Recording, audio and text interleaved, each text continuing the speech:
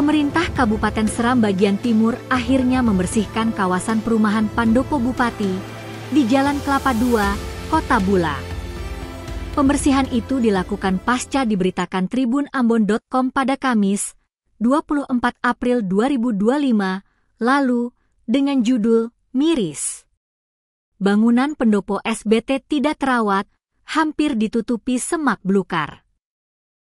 Pantauan tribunambon.com di lokasi, Senin, 19 Mei 2025, pukul 11.23 WIB, tampak bangunan yang sebelumnya nyaris ditutupi semak belukar, kini telah dibersihkan.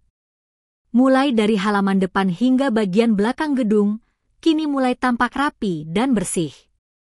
Hanya saja kondisi bangunan terbilang cukup mengalami kerusakan fatal, dengan beberapa lembar plafon yang telah menggantung di beberapa sudut.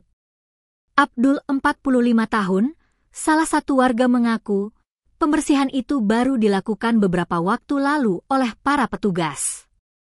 Dirinya menyebut, tanggung jawab serupa sudah seharusnya rutin dilakukan, mengingat adanya anggaran pembersihan yang telah disediakan.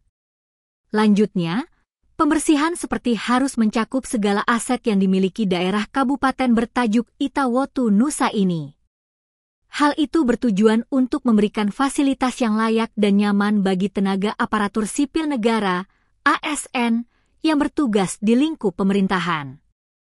Diberitakan, kondisi bangunan pendopo yang kerap digunakan untuk menerima tamu hingga kegiatan resmi pemerintah Kabupaten Seram bagian timur sangat memprihatinkan.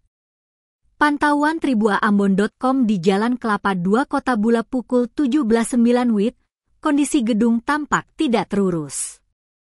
Keberadaan rumput liar yang nyaris menutupi halaman depan bangunan tersebut menandakan bangunan tersebut tidak pernah dirawat.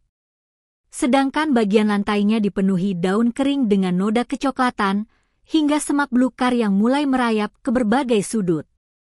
Diduga gedung tersebut sudah lama tidak difungsikan, pasalnya ada beberapa lapisan plafon yang ambrol ke bawah.